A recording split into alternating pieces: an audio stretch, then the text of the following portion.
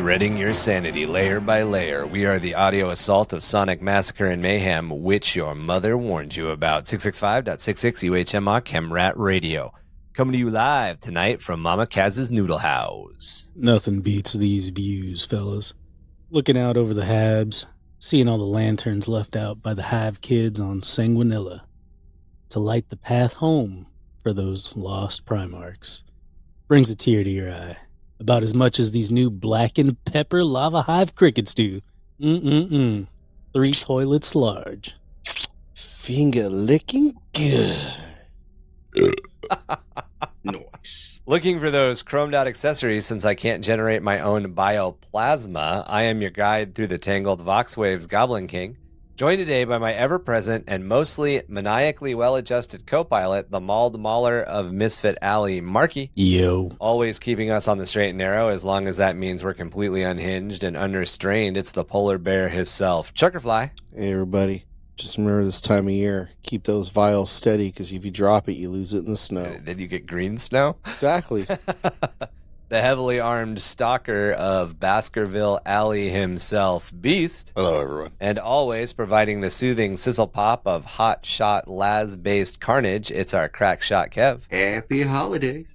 Was actually wondering, like, after I wrote the Hive lanterns, because I'm looking at, Christmas lights and shit as I'm, like, wandering around and driving and shit, and I'm like, so Christmas lights, we don't have any, association with the colors, but I imagine during Sanguinilla, if kids put out lights or whatever, like each light represents a Primarch, right? Yeah, that could work. Yeah, like the yellow lights are for Dorn. Yeah, the green lights are for Vulcan. Yeah, blue is for Gilliman. Well, no, because Gilliman's back, so you wouldn't put out blue lights anymore. Oh, yeah. Right? But you would put out light blue for But tradition, Lehman Russ.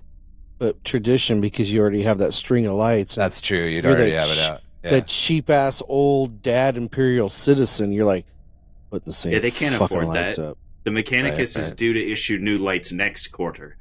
You know those like really edgy houses that put out like the black lights rather than like, those like purple black lights? Those are the people that like Corvus. Oh, they just got black and white ones just around their house. It's just black For some and white reason, lights. the red lights always burn out. Because Sanguinus is dead. Thanks, so Kev. sad. Thanks for clarifying. One little tear. what? One little tear. But I was thinking about that too. Like, you got to think that, like the Emperor is a god, right? And all the Primarchs are probably seen as gods too. So they probably don't. I mean, Sanguinius died for our sins, but he's not really dead, right? Right? Like, that has to be... His soul wasn't wiped, so he's good. Yeah, he can come back. It's fine. Well, I imagine there's probably still a lot of people that don't know that fucking Gilliman and Johnson Are back. That's are true. back. Yeah. Oh, that's right. The green light would be going away next Christmas as well. Yeah, that's right. He's back. No more green... No, because green light would be for Vulcan. Also. Yeah. You'd have to have, like, different shades, because you'd have to have a dark you blue know for what? Gilliman and a Maybe- light blue for Lehman Yeah. Russ. Maybe they're striped. It'd be like black and dark green for the angels, and Maybe. yeah. I mean, they're probably LEDs. I highly doubt they're not diode bulbs. I highly depends doubt on they're the coil planet. bulbs. It would all That's depend true. on the planet. That's It true. absolutely depend on the planet. Dude, they're fucking Some candles. planets are probably... Yeah, Yeah, I was see? going to say some Candles. Some are planets burning it's candles. candles. Yeah. Either that or they're like paper sleeves that you slide over the Mechanicus lights on the hallway. So it's not even a light you Yeah. put up. It's just a sleeve you Depending slide on over what the level light. of the hive you're at, Yeah. it gets worse as Yeah, you go right. down. You pull out that plastic Who are we plastic kidding? sheath. It's probably like an aborted fetus. Like The soul of an against aborted the light. fetus. soul of an aborted fetus, The cherub. Burns out after Sanguinilla's Like, out. fucking heresy. Got to make it dark. Man, Sanguinilla just got real dark. Yeah, I mean, you got to have a reason to use them, right? Each light bulb is just like a discarded, like castrated nutsack. Gotta go somewhere. of like some like Sanguinilla, they all start it's some floating away. Xeno species that's only raised for its fucking Yeah. glowing testicles. Something like that. Yeah. What are those things that the Tyranids have? Those little like floating nut sacks that blow up and kill you? That pyroplast mines. Yeah. The Like spore that? mine Yeah. piece of shit. Spore mine. Little That's it, spore yeah. mines. Yeah. Dude. Okay, so I know we normally don't talk about meta. We normally don't talk about rules, but I have a gripe to bring up. So a lot of people have been bitching about how spore mines can move now. I'm in bunny ears in 10th edition, and I'm like, they've been able to move the entire fucking time. Like, this is not new. It's and not people new. are like, it's so much bullshit. You can just take spore mines for free. You can't. You have to buy them with your requisition points. You do not get them for free. Even back in the day, you had to buy them. If you were going to shoot 10 spore mines, you had to buy 10 spore mines before the game. You still have to in 10th. And they've always been able to move. They have always been able to move. Can you imagine dying by a spore mine? Like, it moves 3 fucking inches. Jeff died by that floating nutsack. What a loser. There's so many other ways to die in 40k. So here's your choice. Here's your choice. Stand there and keep firing, or turn around and run away from it and get shot by the commissar. Right, that's true. That's true. But I feel still, like getting shot by the commissar is and it better can than advance. dying by nutsack. Dude, knowing any of our lucks, if we were actually in there, you'd get bit by like a mosquito and like your asshole would fall out. Yep. That's what You'd be on that planet. Like that's what happens. You're like, how do you know you've got that terminal illness from that fucking butthole mosquito? Butthole mosquito. I was gonna what say, happens? You just shit out your guts. You don't have a we shot don't be for in that the yet. drop ship on the way down to our first deployment and get hit by the fucking whatever AA the enemy rock. has that Intel said they didn't have. That's what's gonna happen. I'd go by super aids from Demonettes. I would die on the way from the hab to the like recruitment center somehow. I'd like fall off a rail, or like a cargo hauler would hit me. Like, there's so many ways to die just getting to the recruitment center in 40k. That's what I'm saying, man. Butthole mosquito. I mean, all sorts of shit can happen. They're all at the fucking pearly white gates. They're all, how did you die? Diarrhea. You died of diarrhea? Yes, just diarrhea. Be like, well, how bad was it? I shit out my own spine. You're like, I died of diarrhea. That's how bad it was. I literally pooped out my back. Like, just blown out. Gone. I was nothing but a neck. I was nothing but a neck and kneecaps. That was it. Everything else was gone. Dropped it like a shot. Except I was still standing. God, shit out my whole body. On that note, welcome to episode 97, Horus Heresy, the Battle of Calth, Part 2.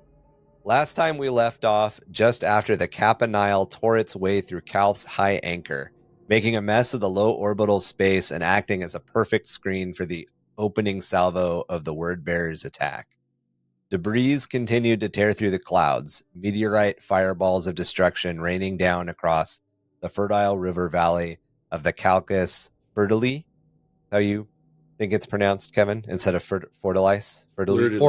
Fort Lice. Fort Lice, yeah. I think Kevin's probably right, but I like saying Fort Lice. Heavier pieces continued to smash through buildings, gutting them like artillery strikes. But that was only the beginning, as the debris of the Kappa Nile were soon joined by chunks of other ships, orbitals, and the docking yards. Magos Tarwin sat amid the unfolding disaster. She saw the grand cruiser Andromachus falling backwards into the atmosphere, stern first, sinking towards Calcus Fertili. Then Corpheron materialized aboard the Somathrace through arcane means, the Word Bearers using the ship to slip past the Ultramarines into the gates of the Zetson Varid fleet yard. Behind it, Calth's main orbital shipyard continued to burn. None challenged the Somathrace, just another Ultramarines vessel running for cover. Plus, Vox and New Sphere communication was completely dead amongst all the destruction.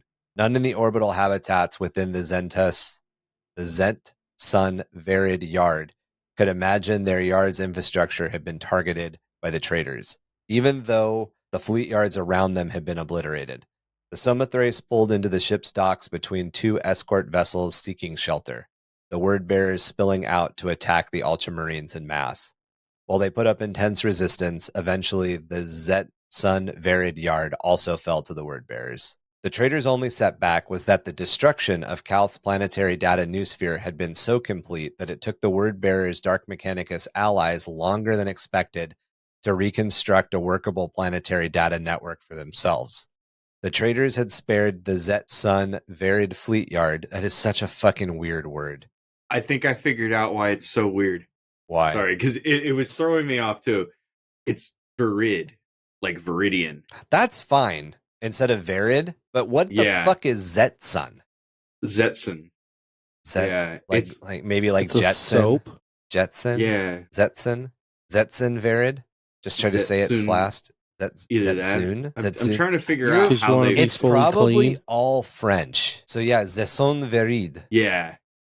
Because that would make sense because of Campanile and like all those others. Yeah, they're all French. Fuck. I was like, we're fucking it up by trying to pronounce it in the wrong language. Yeah. Well, they never give you a pronunciation guide for any of this shit. They really should tell you what accent. Like, they need to put in little like tildes and shit to let you know that these are words that are not in like whatever language you're reading. Or just somewhere say that the Calth system is Frank. Sorry. I read and speak common. Right? I read, it's like low Gothic. It's like Gilliman's main battleship, the Tortilla Chimichanga. Like, I don't think that's how that's pronounced. The tortilla, the tortilla. The Grisadilla was flying across the atmosphere. Cheese jalapeno. It covered the Nerosphere with its zesty guacamole. The Nerosphere. Zesty guacamole. The traders had spared Zetsun Varid Fleet Yard as it contained an advanced data engine hub capable of substituting itself for the primary data hub of the Calthaean Noosphere, located at the Calth Viridian Anchor. So that would be the one that they destroyed. So last episode, towards the end, we talked about how the entire Noosphere of the planet just completely broke and fell apart. The Word Bearers need it, just the same way that the Ultramarines need it. They just need to be in control of it. So they're breaking in. The heist is happening. So essentially where we left off in part 1, because I remember being really upset that you left me on a cliffhanger. Yep. That's right. They essentially drove a ship into the planet and took out all of the like defense measures. Yep. They took them all down. All the important shit on the way in. Right. And now they're coming in with other ships to start really giving it to the blue boys, right? They use chaos magics to get on the one ship. Warp fuckery. Nice. Warp fuckery. Yeah, remember the ship where the two captains were having a meal together and then the one captain like shot him in the chest and then ripped his throat out? Yeah, and then they like murdered everybody. That was the Somathrace. So the Somathrace was an Ultramarine ship, and then Corferon just pops up in the center of it. Doesn't teleport in. Uses magic to get from his ship to that ship and brings a bunch of Word Bearers with him. And then they just dock like they're good guys because they look like good guys. Everybody goes, "Oh, we're a one big happy fleet right here of blue ships." Yep. Let him pass. So remind me, Corferon, who's that? He's the first captain. Is the first captain of the Word Bearers. He basically raised Logar. Yeah. He's the half Marine. He's the like old guy. He looks like he's 80 or 90 and he's in a giant Terminator suit that's keeping him alive, basically. Yeah, he's old as fuck. He's got a dope model, though. Practicing. That is a really sick model for $3, $6, or $9. You can check it out on Patreon. His eyes are a little bugged out. That's fucking hilarious. That's the model everybody could probably buy to make what's the Space Shark chapter. Yeah. The red wake. The red wake. That's the red wake that everybody that's the one you could buy to make your red wake. Lie, the face is fucking hilarious. Yeah, because he's supposed to be all like super old and shit. He's old as shit. Yeah, because him and Erebus are actually covered in tattoos. Oh, that's a dope picture. They're covered in like scripture tattoos. They're covered in tattoos. This is pre like the Emperor showing up. Yeah. But it's all chaos stuff that's on them. And Erebus's armor is carved with it too. Yep. You know what's funny is like I feel like you know how people when they get the kanjis and stuff tattooed on their body and like they go to I'm just saying like they get that stuff and then like they go to the country and they're like, you know, that means like fucking taint, rice. Right? It actually means taint, not what you think. Yeah. Hey, I bought a book. I bought a book to make sure I got everything right. I actually knew a girl who she's like, yeah, it's supposed to mean like serenity and love. And I was like, what does it actually mean? She's like, stupid white girl. That It's like, this means pride. It's like, actually, it means asshole. There's a guy online who has like a bunch of his tattoos up, and one of them is like spicy chicken, and it's like spicy golden chicken or whatever, and it's specifically his favorite dish. So when he's in China and people are like laugh at his tattoo and tell him what it means, he goes, "I know what it means. It's my favorite dish." It's delicious. I just point at my tattoo when I go into certain restaurants and they make it for me, and I'm like, "That's actually really smart. That's a great fucking idea, right? Like if you're in China, brilliant idea. Pointing, belly. I know what these characters mean. I want this in my stomach." They're just like typical fucking American. Ooh, that's all we do. Go chicken. What do you mean you don't speak my language? How come you don't speak common over here? It's actually, so that's one of those like weird culture shock things, is like, in a weird case of cultural appropriation, Americans have this thought that only Americans think that everybody speaks English, and that when somebody doesn't understand us, we're the only culture that raises our voice and repeats it slower. But having been to many different countries, every single fucking country thinks everybody speaks their language. And if you don't understand them the first time, they speak louder and slower in their language. It's just like that's it is the a universal reaction. Human thing. It is not an American thing. They don't but speak Americans common, are like, so no, only we do this. Reminds me definitely of everybody. You know how like Rush Hour like aged poorly in our current economical environment. That's a good way to put it. I need to rewatch it. It's great. probably Really, fucking really amazing good way to now. put Rush Hour is hysterical. Rush Hour didn't age fucking film. poorly. It's an amazing movie. I showed it to my daughter, and she's like, "This is so racist." I'm like, Yeah. "I know, it's great. No, no. It's fucking Marky, hilarious." you need to show her Spaceballs Blazing is Saddles. the same way. Blazing Saddles is probably Saddles. worse. It's the Where are all the white women greatest at? comedy ever made. I still have to show her that. We still have to go through all of the what the fuck's his name? The director. Mel Brooks. All the Mel Brooks. We have a Mel Brooks collection. I got to show her. Oh, Nice. You gonna show her young Frankenstein? Oh, that movie's fucking amazing You too. walk this way. Yeah, we just finished all of Harry Potter, and Oh my God. she cried. For why? Dobby. Really? She didn't. She didn't cry when fucking Dumbledore took a fucking shit, but when Dobby You know what she really cried from? She cried because the world building doesn't make any fucking sense. And the movie falls apart if you think about it for 15 Ryan seconds. hates the fucking movies. Dude, I had to sit through a bunch of fucking women watching Twilight at the house. I couldn't do that. Oh my God. And I was like, you know what? I'll give it a shot. Did that. I'll sit and watch. And I was like sitting there watching it. And I was like, this is garbage. I was like, this is literal garbage. Like, hey, but Underworld, that shit slaps, right? Yeah, because that has like, at least there's a story. So there's like, I don't understand what the fuck is with this girl's vagina. And what's the chick's name?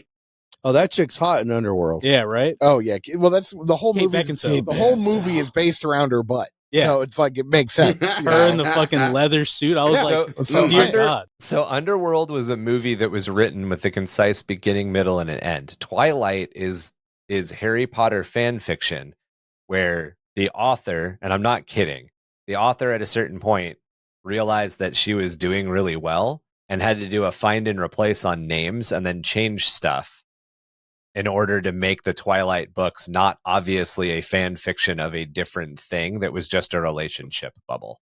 That's all Twilight is. Twilight was legitimately a fan. It may not have been Harry Potter, but it was a fan fiction. Okay, it was a fan fiction of it. It was a relationship fan fiction of a different property. The funny thing about Twilight, though, is there's a dude, like every once in a while, a dude releases like, you don't have to play Final Fantasy. Here are all the cutscenes that give you the story beats. And then there'll be like a 15 or 20 minute long like video on YouTube that explains the whole story and you don't have to play the game. There's a guy who did that with Twilight, but it's only the fight scenes. And like, a couple of them are kind of cool, but the entire thing is like 20 minutes long. Oh yeah, it's the fight scenes fucking movies, but it's 20 minutes of action.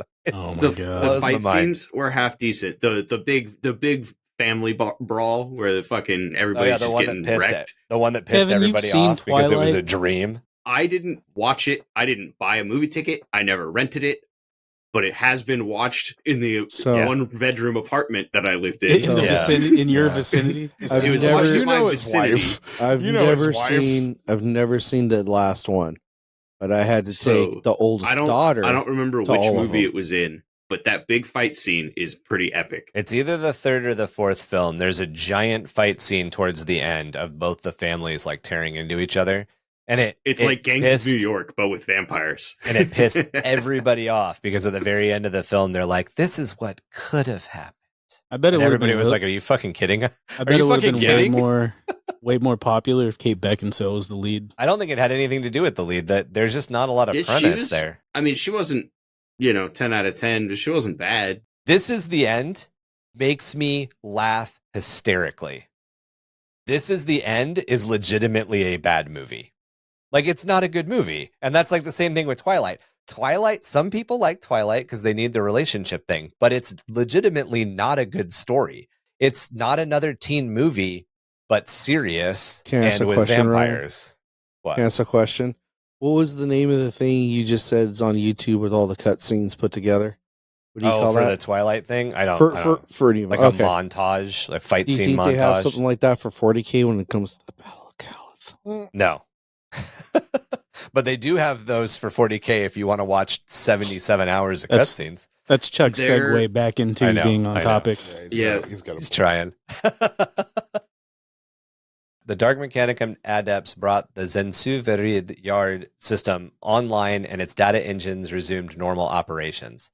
Sensing that the planetary weapons grid was inactive as the Calth Viridian anchor had been lost, the Zensu Verid data engine fell back on standard protocols and assumed control over the planetary data network and the planetary defense systems, bringing the Calthaean weapons grid back online, but back online in the hands of the Word Bearers.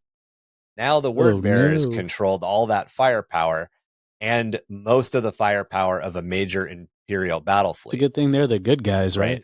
Corferon ordered the Dark Mechanicus Magi to bring the 962 orbital defense platforms and several ground-based stations, including the weapon pits located at Calth's poles, online.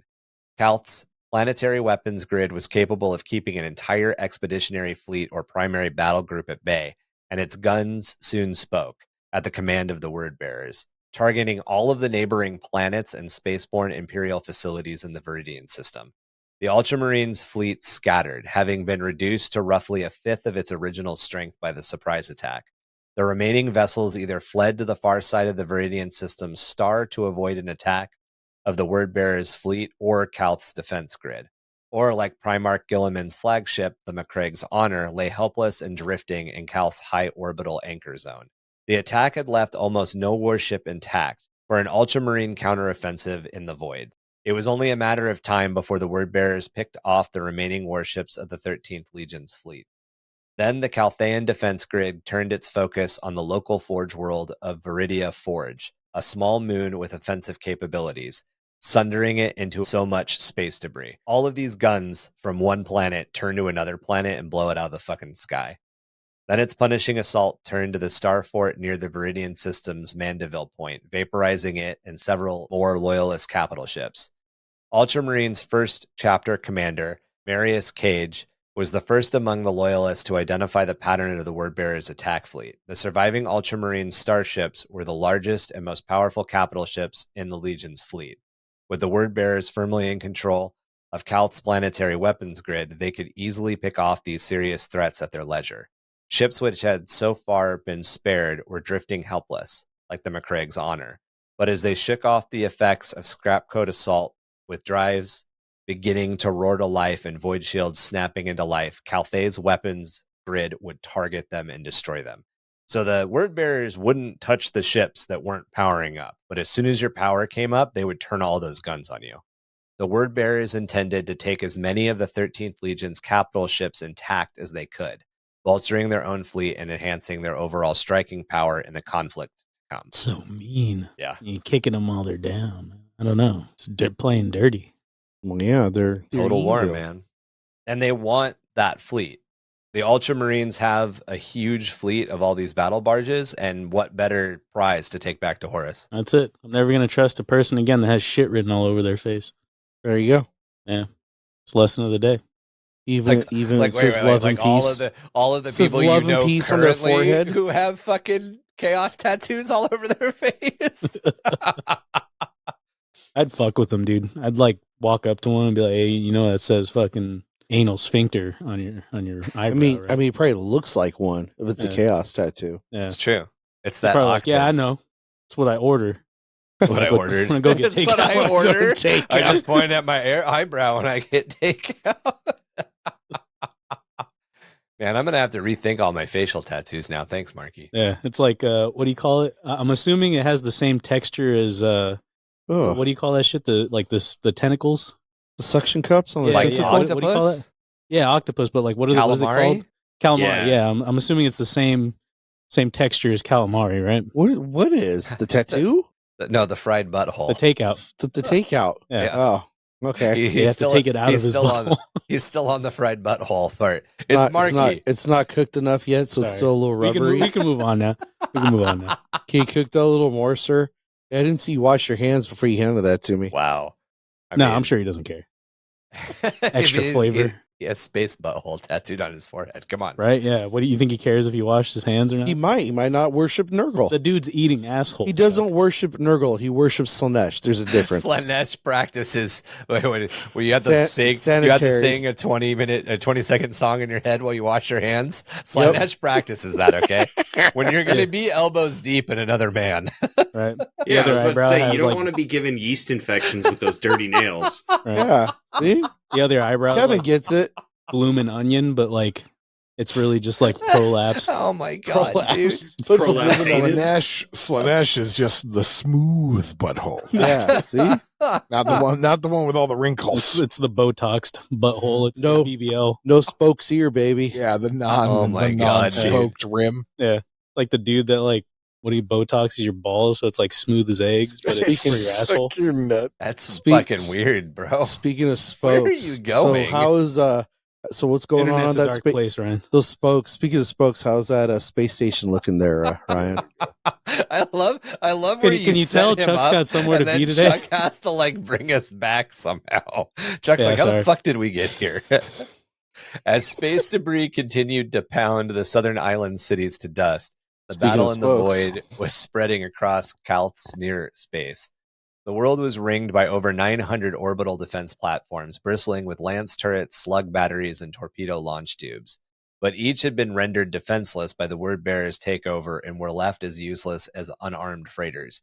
So unlike the orbital defense things that we just talked about are like the automated ones, these are the manned ones. These are the like floating platforms. Yeah. Speaking of pounding assholes, you know. Right. Pounding. Yeah. I was like, I'm going to say pound. Orbital defense batteries. Uh-huh. That's right. Many of these platforms, just to clarify. Steph Ultramarine, what are you doing in that dryer? Of course, Farion's the perfect one to be doing that too. He's like, excuse me. I'm docking into your station. Excuse me, Gilman. Why are you stuck there in that platform? I'm gonna smack my ceramite against your ceramite, buddy. Many of these platforms were served by crews in the hundreds, were now being crippled in opportunistic strikes of the traitors' passing warships. However, others were singled out for destruction or boarding actions, suggesting some grander underlying or esoteric pattern to the entire attack. Oddly, the Word Bearers continued to seek out specific enemies to slay in specific ways, as if in doing so, they would win honor for their Primarch, or perhaps some darker power. All across Calth near space, the Word Bearers boarding torpedoes and assault claws smashed into the armored flanks of defense platforms. As the assault claws' fusion burned their meters-thick armor and torpedoes bored deep into their guts, the platform's defenders mustered. Yeah, but scrambling to oppose the Word Bearers' boarding parties. The solar auxilia stationed on the platforms bearing the brunt of this fighting. They were the elite of Calth's human forces, not as strong as the Astartes, but configured according to the long-approved and highly effective solar patterns. Units equipped with vacuum-warded, voided armor capable of fighting in areas of depressurization caused by any of the breaches. There are weapons capable of inflicting significant damage when massed against targets. targets that were so densely packed in the platform's cramped interiors that they could hardly be missed. The Solar Auxilia's greatest advantage over the other troopers and station hands pressed hastily into defense roles was their chain of command. Well organized and relentlessly drilled in every facet of Zone Mortalis warfare, they could be relied upon to stand against any foe dying in the pursuit of their sacred duty. On hundreds of orbital defense stations, Word Bearers boarding parties forced their way along passages swept with torrential blizzards of las fire, plasma blasts, and flame.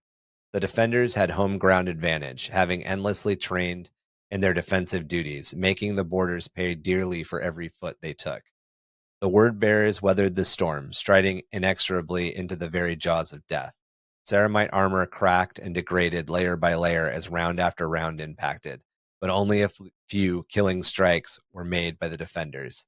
The Legion Astartes inevitably closed on the defenders' positions. Solar Auxilia forces enacting tactical protocols born of generations of void warfare, mastered by their Saturnine forebearers before the Unification Wars, used las fire sections to fall back along preordained routes while veteran storm sections, while Veltaris storm sections held the attackers at bay with fearsome volleys of Volkite fire and searing waves of flame. Others held their position, maintaining a steady rate of fire as death came for them, determined to buy their comrades time to fall back to the next defensible position.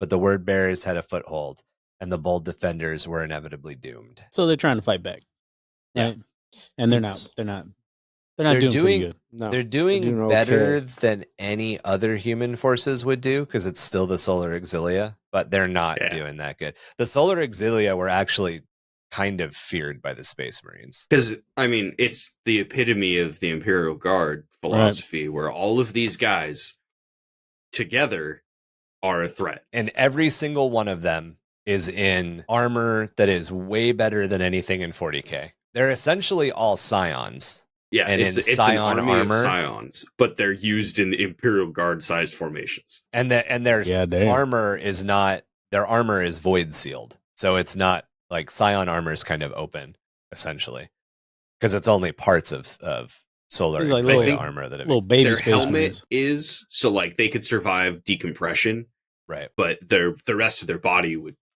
go after a while, because the rest, there is fabric on their uniform. But the Solar Auxilia are basically wearing armored spacesuits. Yeah, and some of them will wear power armor, like the version of power armor before. Yeah. They were pretty badass guys, and they fought with weapons. Badass.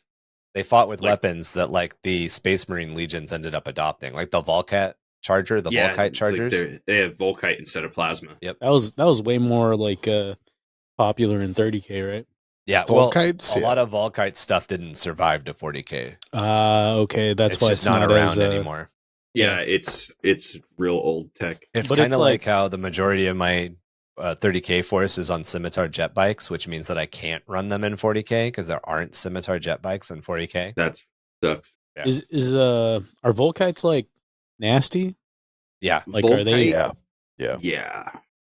Volkites and las weapons, like old school las weapons, like beam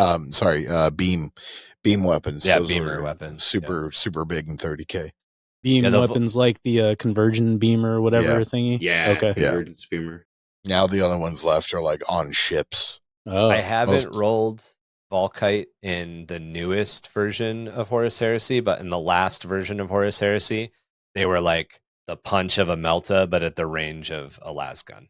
Yeah, okay. Which is nasty. It's a better plasma gun. Yeah, essentially. Yeah, it doesn't overheat. More reliable. Mm-hmm. There it is. As the battles raged ever deeper into the guts of the defense platforms, the passageways and chambers became carnal houses. The defenders' resolve was sorely tested when confronted with the unfamiliar combat doctrines certain word-bearer legionaries employed. Some chanted mournful plain song as they advanced, an atonal dirge filling the hearts of those who heard it with dread. Others halted after every kill, committing grisly mutilations upon the recently fallen. Other word-bearers didn't kill those they cornered or overran, instead handing them over to mortal followers to be dragged away as prisoners, to fates possibly far worse than death. The Solar Auxilia were successful in repelling Word Bearer assaults on a handful of orbital platforms, but it came at a heavy price. On platform Principa Viridian 27/K, the 222nd Calth Solar Auxilia rad purged an entire deck as the Word Bearer's void-breaching party forced its way on board. The resulting flood of neutron radiation was so intense that even the transhuman physiologies of the attacking Astartes could not fully protect them. The first of the attackers wavered, and the auxilia of the 222nd fixed bayonets and charged, their solar pattern void armor able to protect them from the radiation long enough for them to make a successful charge and strike it home. Dozens of stricken Astartes were overrun before they could react, even as the auxilia themselves fell victim to the radiation. None survived, the rad-flooded chamber becoming a tomb for enemies locked in death for all time. The defense of platform Ellipsis Viridian 09/Q was equally successful and lethal for both sides. A substantial force of Terminator-equipped Word Bearers teleported aboard the station and launched a brutal attack on the station's primary strategium. The station master reacted in the few moments he had and mounted a noble but futile defense of the bridge. This attack had bypassed the 255th Calth Solar Auxilia stationed on Ellipsis Viridian 09/Q, as the Word Bearers judged that the defenses would collapse if the strategium was captured. However, the 255th was commanded by the veteran Lord Marshal Turnus, a beloved leader with countless victories to his name. Determined to strike back at the traitors, Turnus ordered the station's Mechanica Magos Prime to overlord the platform's plasma reactor. The Magos refused, and Turnus fired a single shot, sending a bolt round to detonate within his platinum-chased skull. The Magos' deputy didn't have to be told twice, and the entire platform was consumed in an atomic fire, briefly forming a new deathly star in the tortured skies over Calth. Well, goddamn. It's my favorite interrogation tactic. Captain Turnip really freaking messed him up. Hey, all right. Hey, you need to overload the reactor. I'm not going to do that. Shoots him. Turns and looks at the next guy. The next guy's like, no, I already started. Yeah. I'm already on it, boss. I heard you the first time. I heard you the first time. You're gonna we're all going to die anyway. You only have to say it with a bolter once. In most cases, though, the elite of the Solar Auxilia could not stem the unyielding tide of assault nor blunt the zealous fury of the legionous Astartes Word Bearers. Valiant troopers died by the thousands, and at last the Word Bearers' plan in taking specific orbital defense platforms was revealed, and a scene enacted upon the bridges of scores of defense platforms. Commanders were taken alive and forced to bear witness to the destruction heaped upon the world whose defenses they were sworn to. Compelled to watch by the vice-like grip of Word-Bearer Dark Apostles or other senior officers, the last sight these men and women saw served the vast and terrible ritual unfolding on Calth below. In the aftermath, it was determined that the intent of this cruelty was to sear the sight of the dying world into each victim's consciousness. The Word-Bearers believed the act of witnessing this scene would be taken with the dead into the afterlife as evidence to the dark powers of the Traitor Legion's deeds. So what exactly blew up? Like, what are the Word Bearers forcing them to watch? Is it their planet? The planet. All the destruction going on, everything falling into the planet and everything just... So we're still only talking about the Void War. There's an entire ground assault happening at the same time. Right. And we're still talking about basically like the space station, right? Yep. The space stations, yeah. So the planet below all of this is being assaulted by Erebus and a bunch of Word Bearers. So Carferon is in the Void doing the Void battle, and Erebus is on the planet fucking the planet up. And of course, think of like the scene I keep coming back to in my mind is the scene of the Executor Star Destroyer plunging into the Death Star slowly in the third movie, right? The third original film, the sixth film, and you just watch that like fireball roll across the surface of the Death Star. That shit's happening to Calth right now as like these giant chunks of ship or entire ships just fucking collide with it. So you're just watching hundreds of thousands of essentially innocent people on what was a paradise world, for lack of a better word. It was designated an agri world, but it's described as being this very beautiful, very serene place. It's just being destroyed. It's being ravaged. And your job is to protect it, and they're forcing you to watch it die. Okay. I mean, it's not as gnarly as Cadia, but I mean, it's still pretty bad. Right? I could argue that this is actually a little worse than Cadia. This is worse than Cadia. Because there's no civilians on Cadia. Because Cadia deserved to blow up. Yeah, because but they were on the planet, right? They're like, hey, you're not just gonna watch, you're gonna be there, right? But think about people on the station are being forced to watch it. Yeah, but I'd rather watch it than be there. Well, yeah, but you're not being forced to watch it. Just like you're gonna watch this, and then we're gonna put you in prison until the end of the war. They're being forced to watch it in a psychic way that burns their soul out. Like they die because they're watching it. Okay. Essentially. The other thing is, I would argue like the difference between Cadia and Calth is the difference between somebody who's like starved and tortured to death and somebody who's just shot in the head. Cadia was just shot in the head. Calth is still slowly dying. Like in 40k, Calth is still slowly dying. You ever watch your planet get destroyed? You ever watch your planet get destroyed on weed? Really sticks with you. This is what your brain does, or this is what what drugs do to your brain. Whatever the fuck that commercial was. You wouldn't download Cadia, would you? I mean, I would. Realistically, I mean, I'm just saying. You wouldn't download a car. Yeah, I would. Yeah, you wouldn't download a car. Well, I mean, if I could, you know. The honor of McCrag. Lorgar of Calcus, you may consider the following. 1. I entirely withdraw my previous offer of solemn ceasefire. It is cancelled and will not be made again, to you or to any other of your motherless bastards. 2. You are no longer any brother of mine. I will find you, I will kill you, and I will hurl your toxic corpse into hell's mouth. Vox Transmission Primarch Roboot Gilliman. Oh, that was Roboot. Battle of Calth. Yep. Mark 1.57.42. I feel like you have to read that, but in Liam Neeson's voice, right? Taken. I will find you. I will find you. I will find you. So you mean to tell me that these tricks are not exclusively sold to children? 2 hours into the orbital battle, the Master of Vox on the Ultramarines flagship reported to Reboot Gilliman that a Word Bearer's flagship, the Infidalis Lex, had opened a lithocast hailing channel. The Primarch of the Ultramarines stepped onto the holocaster platform at the center of his bridge as the hooded figure of his brother Primarch Logar materialized before him in grainy hard light. For perhaps the first time, the famously measured Gilliman was lost in his fury. He raged at his brother for his betrayal, denouncing Logar's very insanity, and swore that he and all of his sons would be punished. But Logar listened to all of this with a smirk, the remainder of his face hidden in shadow. Logar was no longer the same man Gilliman had known. Gone was the cerebral seeker of truth who had debated the nature of the universe with his brother Magnus for days on end. Gone was the overzealous son who had brought upon himself censure from their father, the Emperor, who he had declared a god. Gone was the chastened warrior who alone of all the Primarchs sought not conquest, but enlightenment. In his place was a transcended being radiating newfound self-assurance, as if he and he alone was party to knowledge still hidden from others, but which they would soon learn whether they willed it or not.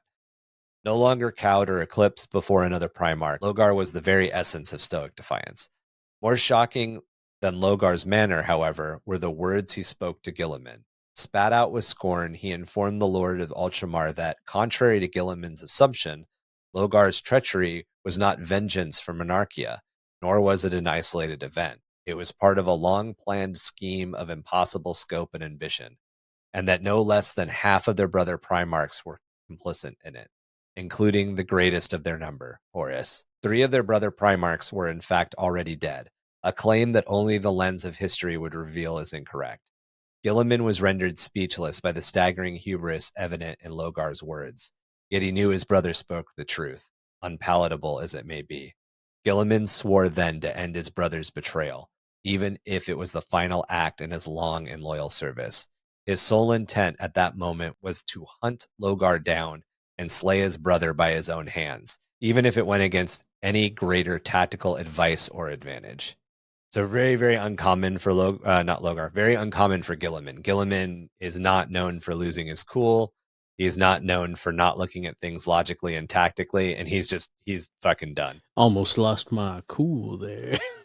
Oh, he did almost lose. So that's sick of your shit Erebus. Right? So, like, that's essentially the famous monologue, right? And this is where Logar is, like, all talking high and mighty, and Gilliman could have just blasted him in his face, but he's just standing there listening to what's going on. So this is all happening over hololith. Oh, okay. So this is all long-range communication. Talking a lot of shit for a guy that's in fucking macro plasma range. Talking a lot of shit for somebody on a cell phone 100 miles away. Right, yeah, exactly. Oh girl, what that cell phone do? Logar's hardlight avatar suddenly twisted, mutating into a monster torn from the nightmares or the imagination of madmen, and Gilliman ordered the hololith link terminated in disgust at what he dismissed as a grotesque theatrical display. Only then did it become evident that the hololithic signal lock had already been cut.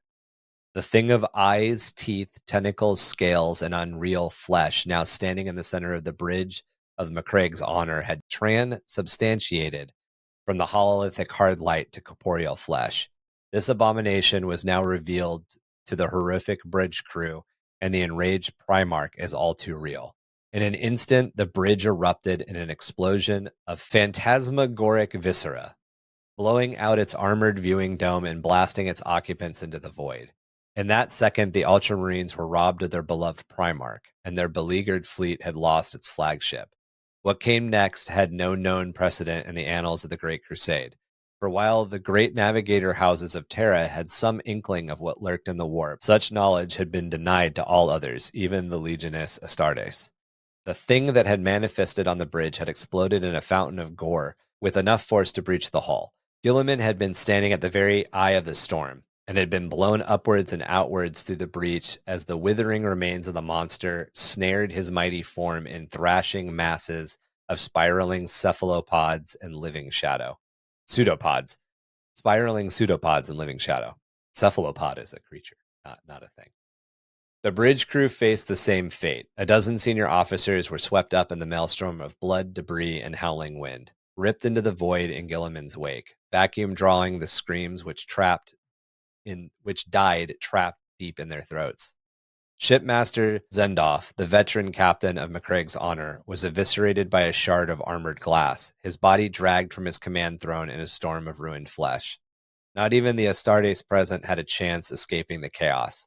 Chapter Master Verid, ignoring void breach protocols as he attempted to aid his Primarch by launching himself upwards into the slipstream of blood and carnage, only to be lost forever. First Chapter Master, Marius Cage, was able to grasp hold of the railing and pull himself along the ruined bridge towards its main portal, which was sealing itself against the void even as he struggled towards it. Cage came across the grievously wounded Chapter Master Banzor and pulled his fellow Legion officer through the portal as the blast doors lowered. Banzor died soon after. Cage, having no chance to mourn for the destruction on the bridge, realized it was only one torment being visited upon the McCraig's honor. The entire conning tower was disintegrating towards him, and deafening howls of bestial insanity were flooding the corridors, accompanied by screeching of tortured metal, the roar of escaping atmosphere, and the wet screams of the crew being slaughtered. So he got a little fucked up, you know? He can come back from this. So basically the warp opened up and said, have some demons. Yeah. Merry Christmas. You filthy demon moles. Those few who did survive the destruction of the bridge, almost exclusively Astartes, began to flee into the depths of the ship pursued by death, deck by deck, as the conning tower crumbled into the void above them. The barrel-vaulted companionway, which passed along the uppermost decks of the McCraig's honor, presented a scene ripped bloody and ragged from the worst excesses of old night. The crew was savagely torn asunder, blood and severed limbs cast in all directions by things of warp-born shadow and searing ethereal fire. The more experienced warriors knew catastrophic warp breach could bring on chronic hallucinations and mass psychosis, while others knew of the theories that said that certain anti-life forms were capable of existing in the shadow depths of the warp itself. But it wasn't a warp breach, for McCraig's honor was in real space. It looked as if the entire ship had been boarded by creatures of no cataloged xenotype, at the very height of a battle that the Word Bearers had initiated. Only the superior mental conditioning of the Legioness Astartes could bear such a weight of betrayal and horror, and many of the surviving officers reached the conclusion that their traitorous brother Legion had unleashed some form of Xenos terror organism as some new terrible weapon. The Ultramarines were left with no chance to mount a coordinated defense of the flagship. The enemy's numbers were too overwhelming. The human crew was slaughtered, their minds overcome by primal terror at what they were witnessing. Lithe, horned creatures congealed from the rolling energies of the warp, skin glowing like lava and carrying wicked barbed longswords, butchered those too stunned or too slow to flee. Bloated, plague-ridden corpse things, one-eyed and drooling, used rusty cleavers to hack the helpless crew like so much meat on the butcher's block. Deceptively mock human forms, lithe and fleet of foot, possessed of viciously sharp claws that they used to sever, stab, and gut their foes who stood helpless and enraptured at their approach. 1,000 other insanities descended upon the flagship, and soon even the shattered chain of command that survived the loss of the bridge was gone. An ancient apocalyptic terror was playing out, and the Space Marines of the 13th Legion were confronted with nightmarish foes against which the laws of reality held no sway. Chaos, bloodshed, and anarchy claimed the McCraig's honor. So essentially it was flooded by a bunch of bloodletters, demonettes, and what was it, plague bears? Yeah. Is what it sounds like. And the ethereal fire would be the pink horrors, Zinch flamers, screamers. Okay. Pinks and blues. Yeah, basically all of the main demons, all of the second level demons. Yeah. So demonettes are running rampant and doing exactly what they do. The crew is like getting lulled and enraptured by how beautiful they are, and then they're snipping their body parts off. Y'all were just talking about how you would die in 40k. This would probably be it right here. Yep. I choose a demonette out of all of them. Yes. That's probably the way to go. I don't know I don't know if you're really choosing the demonette or if it's the demonette's choosing you. I'm fine with that. Being a snack for a warp creature is still being a snack for a warp creature. Yeah, but at least in your mind, you're fooled when it's a demonette. Yeah, right? Like, You're only fooled until it attacks you. Yeah, that's the thing that you've got to realize about demonettes. As soon as they actually unleash their attack, you are filled with just as much horror and dread as everything else. Joke's on you. That's my kink. When that barbed tongue's already going over my neck, it's okay. It's over. But then it's that post-nut clarity. You're like, I'm dead now. That's their second. Their first ability is seduct. Their second ability is post-nut clarity. Yeah. Right. It's just like when you finally give them a facial and you're like, what have I done? Yeah. It's like I'd be walking towards it and be like, I haven't activated my seduction yet. And I'm like, I know. They turn, they're like, aren't you scared? It's like, no, now I'm hard. Ceramite's just bumping up against. Anyway. The battle devolved into a bitter struggle for survival, individual warriors becoming cut off and swept into the bowels of the vessel or becoming overwhelmed and slaughtered. First chapter Master Gage and Anatoly, the only Legion officer still alive, did what they could to restore sanity, ordering the crew to go to ground, barricade themselves into whatever compartments they could, while the Ultramarines, naval armsmen, and soldiers of the Imperial Army were to rally together. But even this straightforward order was almost impossible to enact, as wave after wave of horror flowed through the entire length of McCraig's honor. It was later described that the angles of the bulkheads and the spaces between shadows would wrinkle and fold in upon themselves before snapping taut once more to reveal savage wounds in the very skin of reality. And through these wounds came the attackers, these horrid creatures. All across the ship, individual Astartes and naval officers fought bravely to repel the invaders, falling back on long-established counter-incursion protocols. Entire sections were purged of breathable atmosphere or flooded with toxic gases, while others were plasma scored. But the creatures came ever on, impervious to the effects that would have scored the ship of any other known life form. Failures were compounded as the vessel's internal command and control systems were crippled early in the betrayal. With so many senior Ultramarines dead and lower-tier officers isolated from one another, the same mistakes were being made over and over. The Ultramarines' famed ability to analyze any challenge and reason their way to victory had broken down entirely. Worse still, the creatures were able to shrug off even the heaviest weapons fire from the Space Marines' bolters and other weapons. They swarmed through hails of fire to fall upon defenders with otherworldly savagery. following no perceivable strategy or logic. They were only there for slaughter. In the aftermath, it would appear that they were more culling prey than fighting in any conventional sense, an observation many would repeat before the end. The explosion on the top deck reminds me of the Starship Trooper scene where fucking the what do you call it? The plasma comes in. The plasma comes up and it's like someone made a big fucking mistake. And she's just like, blows the bridge apart. I always laugh when the actress was like, abandoned ship, and like everybody's fucking run. It was. They're doing this Star Trek like shaking the console. The part that always got me was when she was like, what's her face was so bad at like her lines. Carmen? Yeah, she was like, oh, they say it's going to be random or light. And she's like, this isn't random or light. And I was like, what the fuck is a random or light? Like, I couldn't understand that it was random or light. Yeah, I was like, you fucking asshole. So they're like, this isn't random or light. I was like, is that what they call the plasma? Random or light? Right. Like, I didn't understand that when I was younger either. Yeah. I was like, what? Random or light? She's like fucking up.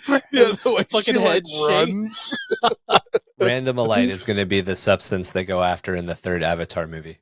You know, the first Avatar movie was unobtainium, the second Avatar movie was whale oil, and the third Avatar movie... I hate the fact that they call it unobtainium, just like that fucking shitty movie, The Core. Did you watch? Have you seen the second one? Have you seen The Way of Water? Yeah. You mean literally Avatar whale again? Oil.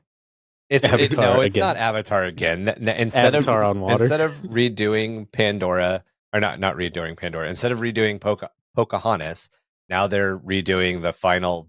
It's Pocahontas in Vietnam. It's the final voyage of the Essex. It's totally the anti-whaling movie, dude. Yeah, well, it is anti-whaling for sure, but this is Moby Dick in space. But the next one's just going to be Moana. Just watch. But it's that's what this one kind of was. But the thing that they're going to be going after is randomolite. Randomolite. Yeah, in a desert substance. We need to say that next time we're playing Starship Troopers. We need to be like, this doesn't look like Randomolite, and then just see who hears it and goes, hey! Because bug. That whole video game is just random quotes put together to make a game. And it's amazing. Yeah, it's the best. The thing that strikes me about a lot of the Battle of Macragge's Honor is that these would be awesome kill team games. Oh, or like definitely. 30K games set inside of just make a spaceship on your table. Like this is... Oh, you mean a Space Hulk? Boarding actions. Yeah, essentially. Like a boarding action, a Space Hulk game. Yeah. Well, I mean, they have the boarding action rules are still valid for 10th. You could definitely play these. Just one side, you get like 3 players together, and you get 4 players together, and everybody, 3 of them are Ultramarine players, and one is the Demon and fucking player. Tom's like, well, I'm playing Knights. Mm-hmm. Like, it's not going to fit, Tom. It'll fit. It'll fit. Just Ultramarine Knights. We've done it before. We've done a kill team where I had a knight. He is going to slam his Volkite cannon down the hallway. You don't remember that? You don't remember that kill team? I was like, no, I got this. I'm gonna overwatch this entire corridor. If you walk down it, I'm going to shove my Volkite cannon down your throat. Kevin's the one with Volkite, so I don't have any. Yeah, there's Volkite Knights, right? Yeah, no, there are. Kevin has it. I don't. Yeah, I have a bunch of Volkites because I have a 30. I have the other. So I have the Acastus. Rogue Trader has whatever Rogue Trader wants. Yeah, I have the Acastus and the Cerastus. He has the Questoris from 30K. I don't. Okay. I have the. It has a Hecaton Siege Claw. And I have a feeling that they're going to remove the ability when the book comes out. I have a feeling the ability to play the 30K Knights and 40K 10th is going to go away, because that's been pretty consistent. Anything that you were allowed to play in 9th that was from 30K, like Scimitar jet bikes, are now gone as soon as the Codex was released. Like Volkite Contemptors, rest in peace. I had 3 of them. Yep, they're just pulling all the 30K stuff. Because what you do is just buy 40K models and you're fine. Yeah, buy 40K models to play 30K. And 9th, and so far through 10th, you've been able to field it. So, I'm sure you'll be able to field it again, but on Codex release, they're taking all the 30K stuff away, which is kind of aggravating. Yeah, and they'll give it back to you in a supplement book later. Yeah. It's like they just released all the 30K. Yeah, the only reason I feel, not to date us, but the only reason I feel like they wouldn't do that is because there's so little options for knights that if they take that away, that's and they just released plastic models of Cerastus pattern knights. Well, that's what they did for Vindicators too. Well, that's not true. Not Vindicators. The 30K Whirlwinds. Yeah, I forgot what they're called. The Demios pattern shit. Demos pattern. Still using 40K as a whirlwind. Yeah. What about Daredeos? You can't use those anymore? Can't use Daredeo. Well, everything's legends, right? So yeah. On a competitive level. No, that's fine. That's fine. I don't give a shit about competitive. Not to get into the tabletop shit for. No, that's fine. I can still use them. I just can't use them in tournament lists. That's fine. I really like breachers. I didn't buy any breachers, but breachers are pretty as shit. The dudes with the big ass shields. The shields? Yeah, they're so pretty. I wish that was a thing. I wish Guard had like a shield unit that also had guns. Ogren. Ogren. Yeah, you got Ogren. Bolgren have shields. I like how Kevin's like, those aren't real units, they're shit. Those are great units. Actually, they're half decent now, but the fact is, it's not the same unit. I wish they had guns and the Bolgren. Well, you can make them shooty, but their shoot is so trash. Like it doesn't even count because it's a grenade launcher. So it's like a short range. Yeah. So it's super short range, except that it's super weak also. So not worth it. I'm still running them in my Chaos card. Anyway, I mean they look cool. Yeah, exactly. Rule of cool, man. I don't care if they suck on field. I just cry later. Unknown to the surviving Ultramarines officers or any of the defenders desperately holding back the tide of horror uncoiling throughout Craig's honor, a hunting pack of Word Bearers cruisers was closing in on the flagship through the burning void.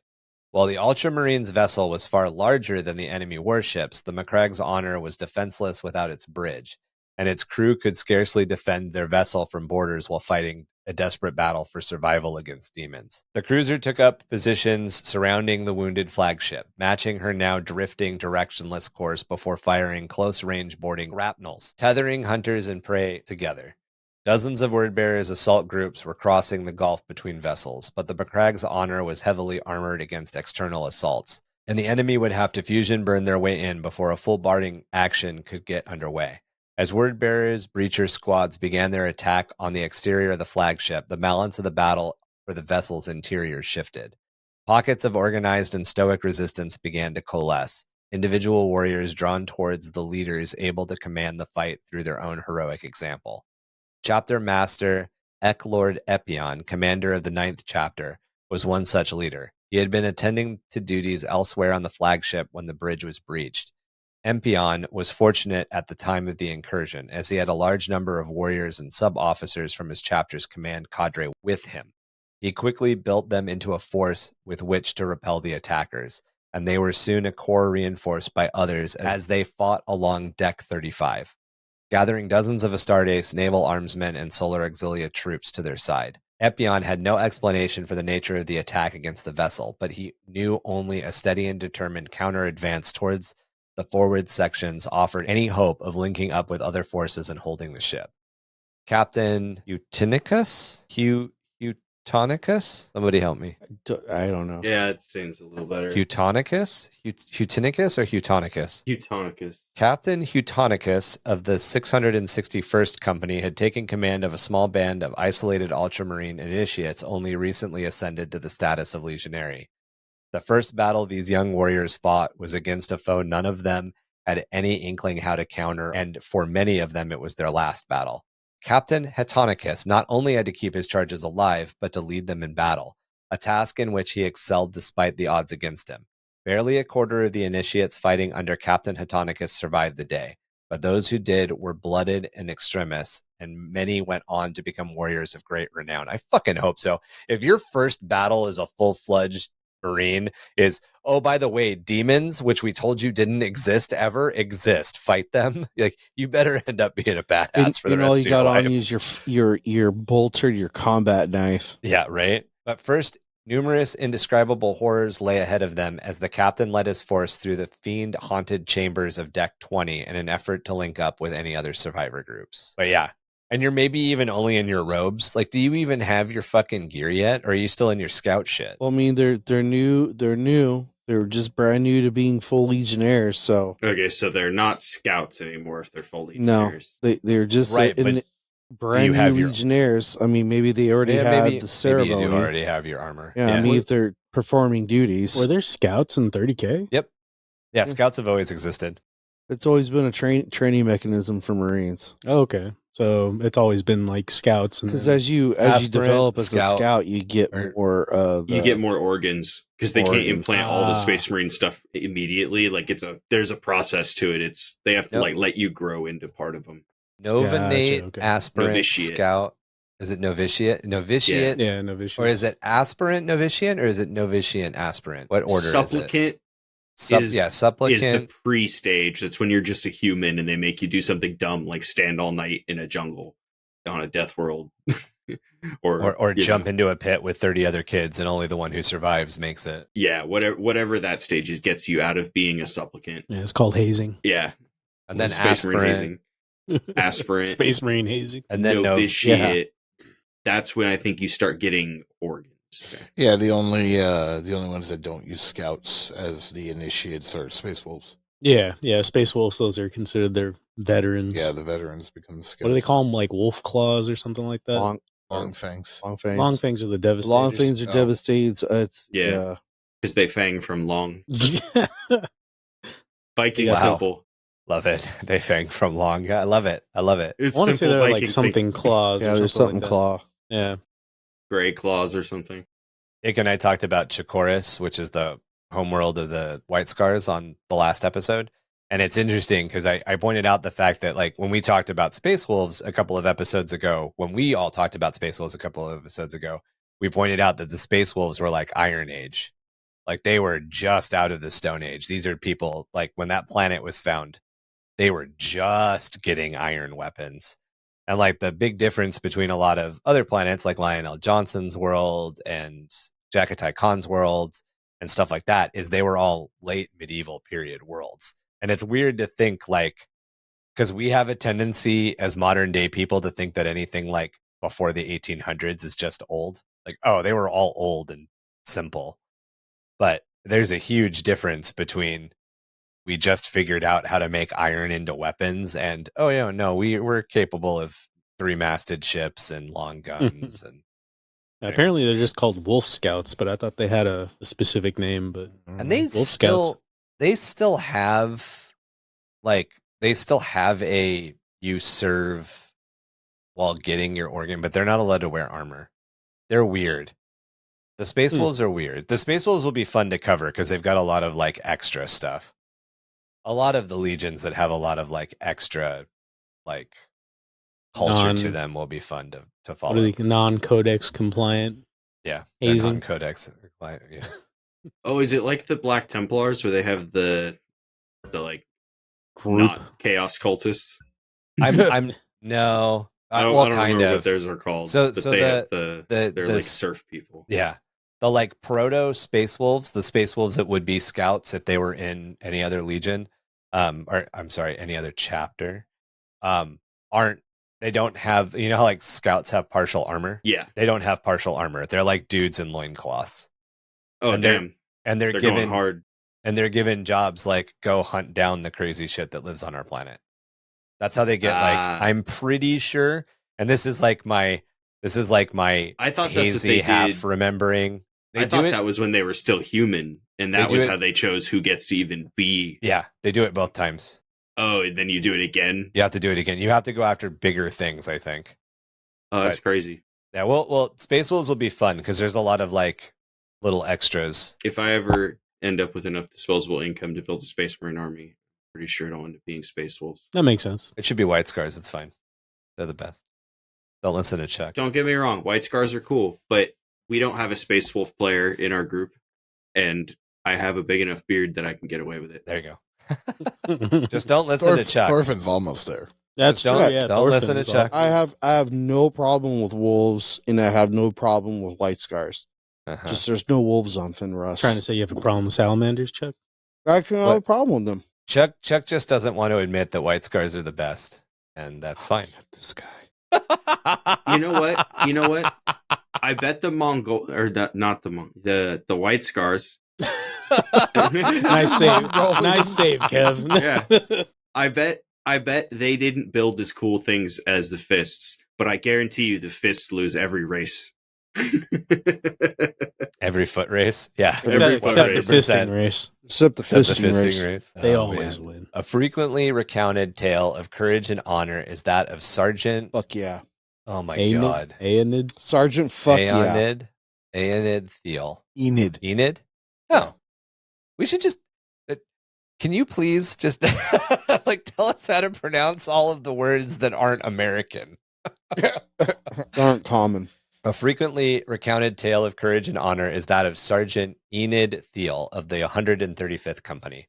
At the time of the breaching of the flagship's bridge, Thiel was under censure awaiting a hearing with the Primarch himself and an antechamber lined with dozens of Lord Guilliman's personal weapons. If you're wondering why a sergeant was about to get censured by the Primarch himself, it's because this dude had been a captain. He was a badass. Goody. Yeah. Confronted by the first of the attackers, a lot of forethought. Thiel had reached for the nearest weapons at hand, an electromagnetic longsword and a Killanti friction axe, both impossibly rare and incredibly potent examples of lost weaponsmith arts. Wielding his Primarch's exotic weaponry, Thiel tore his way through a horde of foes, quickly discovering that the creatures were significantly more vulnerable to the effects of his axe and sword than they were to his bolt pistol. He was gifted with the rare ability to think outside of the concept of dogma. It had been this very factor that had earned them the mark of censure, the red-painted battle helm which he still wore. Thiel named the invaders Daemons, recognizing that they were something other than aliens, psychic manifestations, or even unknown Xenos strain that had somehow been able to reside within the warp. He understood that they were creatures from humanity's darkest nightmares in a very literal sense.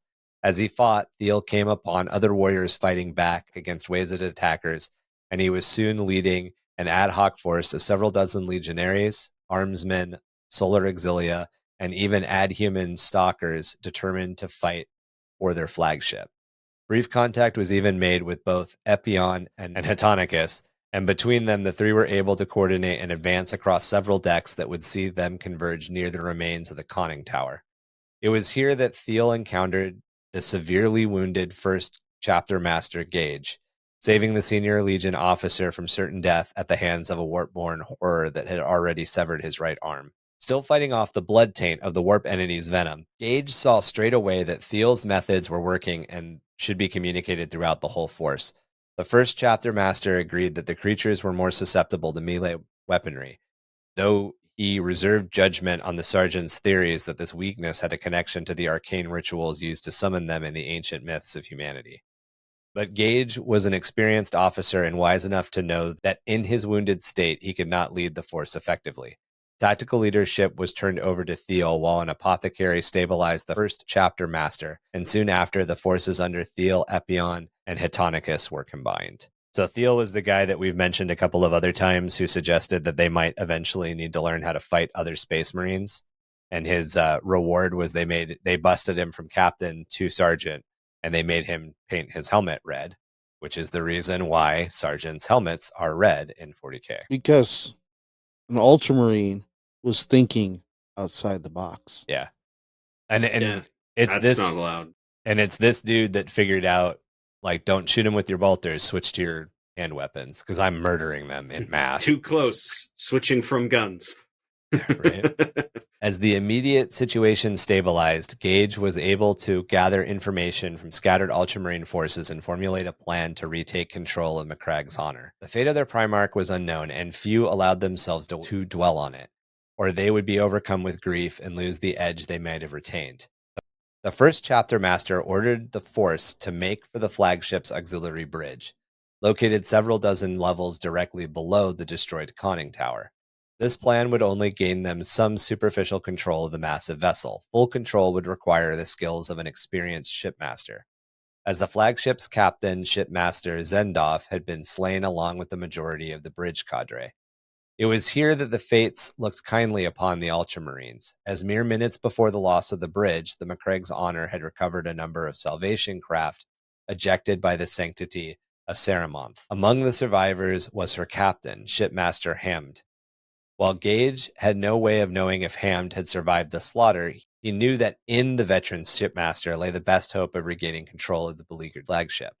It would fall to Sergeant Enid Thiel to lead the search for the shipmaster. He and his force would make the primary starboard launch deck, while Gage and Epion led the remainder of the force towards the auxiliary bridge.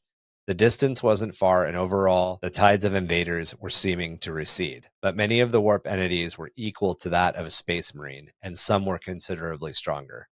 When Theo reached his destination, he found the deck swarming with the same crimson-skinned, horned creatures that he and his warriors had faced in such large numbers at the beginning of the battle. The horde was converging on the survivors of the sanctity of Saramonth. Shipmaster Hamd had survived the destruction of his vessel and the manifestation of the entire army of warp creatures, but he wasn't out of the woods yet. Sergeant Thiel acted instantly, leading his force out onto the launch deck, ordering a sustained and rapid fire, if only to distract the fiends. It was this distraction the sergeant had intended, for as the horde turned upon their new threat, the creatures' attentions tore from the cornered shipmaster and the attacking Ultramarines. Thiel ordered the loading deck platform upon which Ham and the other survivors were standing on to be lowered. The Ultramarines had to keep the warp entities engaged long enough for the platform to deliver the survivors to safety, and they relentlessly rained bolter fire into the horde, all while taking measured steps backward towards the deck entrance. At last the shrieking horde closed to within a few meters of the firing line, and Thiel saw the shipmaster was safe. With a final step backward, the Ultramarines crossed the hatch and the blast doors slammed down. The enraged howls of warp creatures were as loud as the impacts of their weapons and claws pounding upon the other side of the portal. But Shipmaster Hamd was safe. It should be Hammond. The fact that his name is Hamd, I'm like, is this like a rum ham? Maybe it's Hamed. Maybe he's kind of thick. It's Hamd. It's Hamd. It's not Hamed. It's Hamd. You got two ham hocks swishing around, and they call me Honey. Honey baked. Honey baked ham. And he now has a really big like mustache that he twirls in one finger when he talks, in my mind. No, he's that big black dude from like the Gator memes. The camo shorts fighting the Gator eating pizza. Yeah. Wow, dude. Yep, that's it. Reminds me of the Hamd. That's it. Name's Hamd. Gator Hamd. Reminds me of the Darth Vader scene where he's just all of those bloodletters are just Vader just walking through that corridor, just wrecking people. Yeah, just trying to get away. Well, and except I like for that one sergeant. I like that he was like, "We're not going to actually fight him. We're just going to piss him the fuck off and retreat." And yeah, like we're not going to fight. We're literally just going to lock him in this fucking room. Like, why fight him? Yeah, our objective is save the shipmaster. Yeah, lots of Space Marines do. See, he's a good 40k player. He played the objective. Part of the ship, part of the ship, part of the crew. Got me. Bloodletter's just like, I'm the captain now. Look at me. While Thiel's force extracted shipmaster Hamd, first chapter Master Gage, now largely recovered from his injuries thanks to his superhuman Astartes physiology, led his force towards the auxiliary bridge. The route took the column through an area of Macrag's honor that was the exclusive domain of the vessel's mechanicum contingent, an area that had clearly seen heavy fighting. The decks were littered with severed limbs and cyber organs of scores of tech adepts, Skitarii, and battle automatum and combat servitors. Gage ordered his squads to slow their advance and remain vigilant for remnants of the wave of warp fiends that had inflicted such a slaughter, as well as any survivors that they might come across. At the heart of the area was a sacred machine fane dedicated to the Omnissiah, a chamber counted as the holiest of holies by the tech priests. The only outsiders normally permitted to enter were tech marines, members of the Legion who had been inducted into certain portions of the mysteries of the machine god. The chamber was sealed by an armored portal 24 meters high, and from beyond this came weapons fire intermingled with the now all too familiar sound of attacking creatures of the warp. Gage had no choice but to violate the sanctity of the machine fane, and while he held to the secular imperial truth, he had witnessed the worst excesses of heathen religiosity. He was also wise enough to respect his allies' beliefs as mighty gears engaged and pistons spat great gouts of vented gas, and the brass portal ground inwards to reveal a sight unlike any other the veteran chapter master had witnessed. The interior of the machine fane resembled the inner workings of a great engine, and a towering altar dominated the central space. About this was gathered a group of Mechanicum tech priests of various orders, unleashing relentless streams of fire into a circle of lithe demons that enclosed on them. The incense and smoke-filled air was ravaged by Volkite rays and pulsing waves of focused radiation, but the attacking creatures were impervious to the effects of the weapons that could melt flesh from bone of a mortal man. They shrieked and clacked mockingly at their touch, darting back and forth to deliver graceful, deadly caresses with long, razor-edged claws. When the Ultramarines crossed the threshold into the machine fane, the creatures ceased their torments and hissed in sibilant challenge to this newly appeared foe. Where Thale had ordered his legionaries to fire upon the enemies to distract them, Gage's intent was quite different. He bellowed for bolters to be stowed and hand-to-hand weapons to be drawn. Combat blades, chainswords, and bayonets were all brought forth, and the first chapter master brandished the Primarch's own friction axe, which Thale had passed to him. Shouting the war cries of Ultramar, the squad advanced in perfect formation to engage the warp things in measured fury of hand-to-hand combat. Razor-sharp claws lashed from nowhere to lacerate power armor and rend Astartes' flesh, and in a dozen seconds the same number of brave Space Marines had fallen. But more legionnaires stepped into their place in the line. Face to face, the creatures were revealed as nightmarish mockeries of human form, their faces both alien and androgynous, surrounded by the musk of coiling scent which threatened to overwhelm those battle brothers disposed of their helms with lethargy or delirium. So again, these would have been demonettes, which makes sense. The demonettes were unable to affect the tech priests because the tech priests no, I have removed all of those desires. He's like, I just have this huge butt plug. That's the only thing I have left of my humanity. Exhaust, okay. His exhaust. No, it's the way he talks to the machine spirit, like R2D2. Yeah, it's a snap-on, the expensive kind. Yeah, put it in there and spin it around a little bit. I could. Does it have light-up LEDs on it? I mean, it all depends on how old of a tech priest you are. Right. How many followers you have on how few how little on InstaSump and how little flesh you have remaining. Beep beep bop bop. He's all dick dackety duck. This is how I fuck.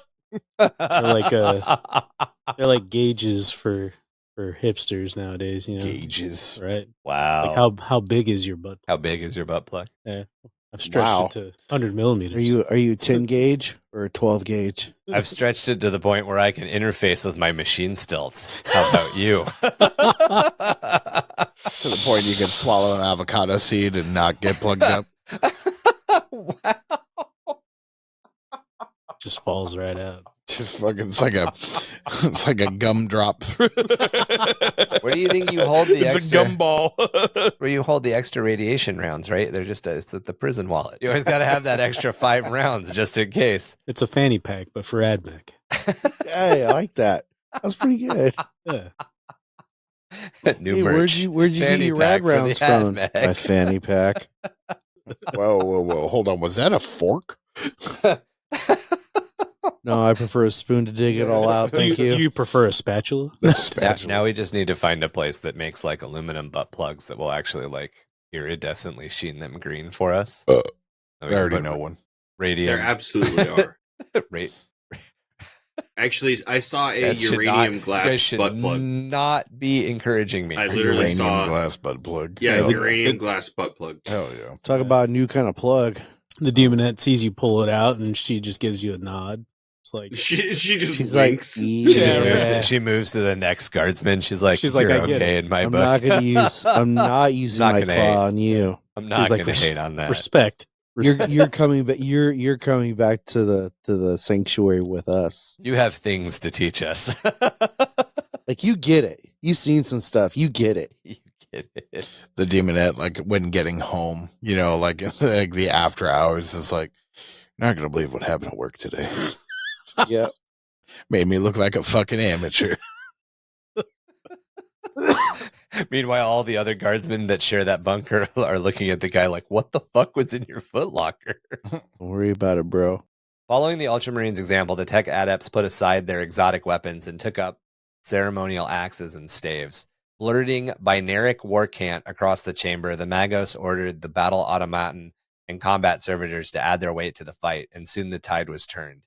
Wicked glee melted from the warp creatures' leering faces as the realization of their impending defeat came too late. They were surrounded, the Ultramarines on one side and the Mechanicum on the other. Battle lines pressed ever inward. A minute later, the last of the vile warp things dissipated to nothing, as their phantasmagoric forms were hewn apart by chainswords and pounded into the deck by the massive fists of the Castellus-class battle automaton. Having secured the shipmaster and the senior Mechanicum Magos, the Ultramarines had won a very real chance of regaining control of the Macragge's honor. But it wasn't until both Gage and Thiel's forces at last fought their way through what remained of the warp incursion and rendezvoused at the auxiliary bridge that either knew of the other's success in their mission. It was a tense wait for the first squads to arrive at the muster point, but it was soon apparent that both forces had achieved their equally vital objectives. Almost 10 hours since the main bridge of the Ultramarines' flagship had been breached and their beloved Primarch lost, the shipmaster Hamd, with aid of two of the most senior Magos rescued from the launch deck, gained control of the vessel. Within minutes, Vox systems were reawakened, and contact was established with the Ultramarine units on the surface of Calth for the first time since the destruction of the Calth Viridian anchor by the Campanile. But with the reactivation of the vessel's communications and auger systems came still more dire realizations. There was no sign of the Primarch. Legion forces on the surface had been decimated, and of the fleet that had been gathered in orbit, barely 1/5 of the original number of vessels were battle-worthy. Furthermore, only now was the full extent of the boarding action happening on Macragge's honor's hull realized. So Roboot's just missing, gone, chilling. Nobody knows where he is. Chilling in space. So he was sucked into space 8 hours ago. He was just cruising. So I noticed something. I know in previous episodes we've talked about, like, why do you have... Why are you yelling at me? Because you're way on the other side of the room. I can hear you just fine. I don't know how this stuff works. It's not like old school telephone. So, everybody always asks, why in 40k and 30k, why do they have hand weapons? Axes, swords, all that good stuff. This is a prime example. This is a prime example right here. The other example is you really don't want to be shooting bolters or rocket launchers inside of a ship. Yeah. First off, don't tell me what to do. I'll shoot whatever the fuck I want. Whatever I want. For fucking starters. I just got you're not my supervisor by Tom. I just had a vision of Tom room clearing a submarine with an RPG. Yeah. Like, this is totally a good idea, guys. Don't worry, I got him. Let me show you how it's done. Want to know the fastest way to kill all the bad guys? Kill everyone simultaneously. Hey, some of the Solar Auxiliary guys did that. They're like, hey, you know the way to clear this entire orbital defense platform of Word Bearers? Nuke it. Yeah. Let's just nuke ourselves. Like, dude, you're going to blow a hole in the hull. Yeah, if we're lucky. Perfect score. You're like, yeah, that was kind of the plan. You're like, yeah, backblast area clear, bitch. Right? That's why the Emperor invented doors, so we could just close it. It's okay. Blow a hole in it. This entire submarine is being piloted by a PS5 controller. Hey, it's fine. Look, I'm just saying, y'all wanted him dead, right? Mission Problem solved. Problem fucking solved. It fell to Chapter Master Empion to formulate a daring counterboarding assault, drawing on every Ultramarine he could muster. 40 groups, each numbering 30 Space Marines, passed through the armored air gates and advanced on their designated targets. Each was assigned a vital objective, from sabotaging the enemy's docking towers, detaching their void grapnels and fusion drill heads, to counterattacking Word Bearers moving across the outer hull. Using void harnesses to bolster the inbuilt capabilities of Astartes' power armor, the squads moved rapidly towards their targets. Each step a legionary took under low gravity conditions, powering him forward tens of meters. Each parabolic burn of his harness's thrusters carrying him high over the deep valleys and towering hills of the ship's exterior architecture. They were dwarfed by the sheer scale of the flagship's form, a city-scaled landscape of iron and ceramite, the wounded surface of Calth visible as it rose above the port side. The Ultramarines soon came into contact with their hated foe, or there was little possibility of a stealthy approach to battle in such conditions. The cobalt-armored Ultramarines had been observed as they traversed the slate-gray hull, and soon mass reactive bolts were synthing through the void on bright contrails. Space Marines had been created for this type of warfare and equipped to match, and so the battle was relentless and bitter. Bolt rounds which penetrated battle plate caused partial armor decompressions before automated inner seals contained pressure loss. Even with limbs exposed to vacuum, they could fight on for extended periods so long as the oxygen reserves weren't compromised. Soundless battle erupted across the hull, each legionary able to hear only his own thunderous breathing and the urgent orders barked across the Voxnet. When combatants clashed in melee, impacts sent victims tumbling away into the debris-strewn void, often trailing a cometary tale of blood globules and vented gas. Three Ultramarine legionaries in each squad carried melta charges to sabotage the Word Bearers' heavy breaching equipment. And as the battle raged on, these specialists set to destroying the great fusion heads and boarding gantries with well-placed charges, many giving their lives in the process. At one such objective site, the tide of battle turned against Squad 6, led by Sergeant Thiel. The Word Bearers had counterattacked in far greater numbers than anticipated, and the surviving Ultramarines were resigned to extracting what vengeance they could before being overwhelmed and slaughtered. But such a fate was not to be, and instead something that many later named a miracle occurred. From the void came a demigod clad in armor of cobalt and pearl, an inaudible roar distorting his usually calm visage. Reboot Gilliman, Primarch of the Ultramarines, slammed down onto the outer surface of the ship, and like a raw force of nature slew Word Bearers by the dozen. And as incredible as the fact that the Primarch survived the destruction of the bridge was, what would mystify future generations of Genesmiths was the fact that the Emperor's son wore no battle helm. He had fought for 10 hours in vacuum, without any apparent oxygen supply, a feat that even the preternatural physiology of the Primarch could not entirely account for. Many accepted that the body of a Primarch could withstand the effects of embolism, hypocampia, pressure-driven body mass expansion, and extremes of temperature for extended periods. But that a Primarch's body could continue to function without oxygen, it was beyond any known capability of even those most awe-inspiring transhuman super beings. So I'm going to go out on a limb here and say that because he's Gilliman, he has a straw in a pocket somewhere. And every time he, just like this picture that you could see if you were one of our cool Patreon members, $6 or $9. You see he's got that straw in his hand. Well. He's totally going to stick that in that Word Bearer's life support system and just suck that dude's air out real quick. All right, it's thanks. It's one of two things. He was kissing a Word Bearer on the mouth and sucking the oxygen out of him, or it's plot oxygen. No, I'll tell you what it is. Plot oxygen. Ploxygen. I'll tell you what it is.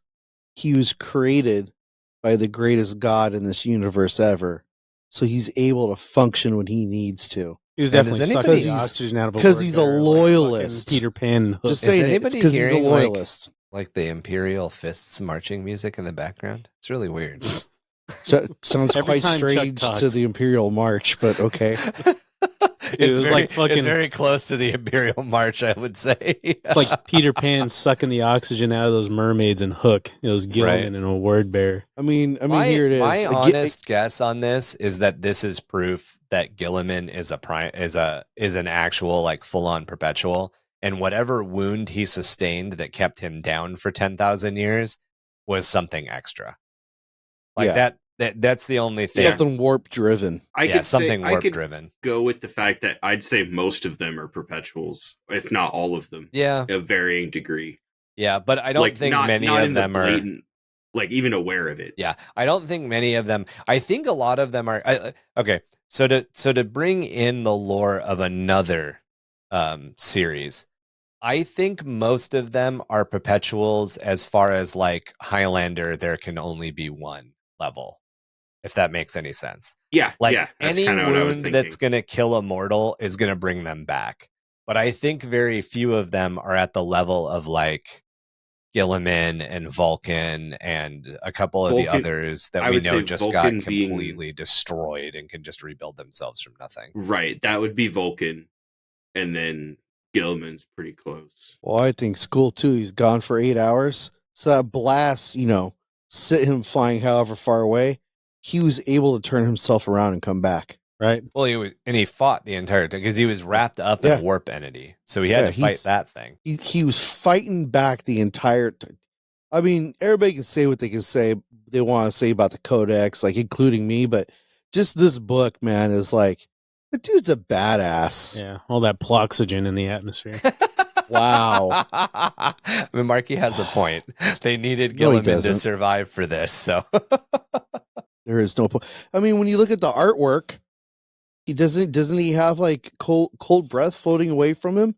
He's drawing oxygen from space. Yeah, Marky, he can just breathe space, dude. Yeah, sucking it right out of what's wrong with you? Asshole. Hey, maybe he's close enough to the atmosphere.